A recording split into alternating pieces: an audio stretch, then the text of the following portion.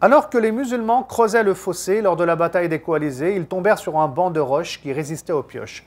Le prophète sallallahu alayhi wa sallam frappa la roche qui se transforma en sable fluide.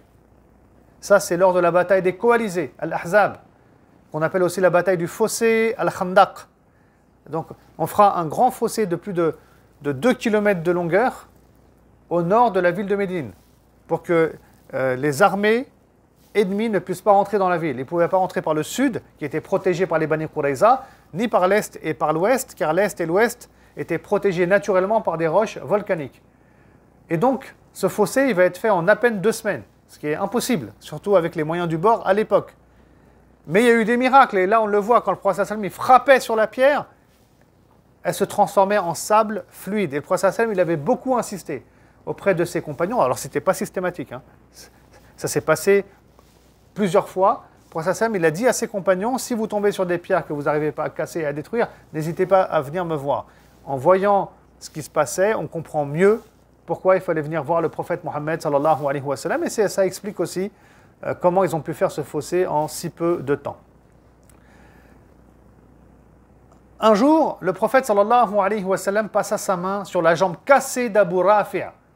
Sa blessure disparut, comme s'il ne s'en était jamais plaint.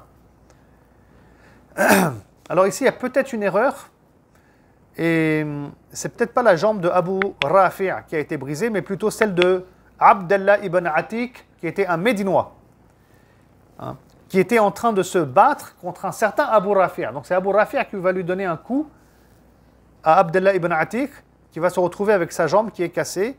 Et le prophète sallallahu alayhi wa sallam, il va tout simplement, comme il est marqué ici, hein, la réparer, sa jambe, hein, qui était cassée.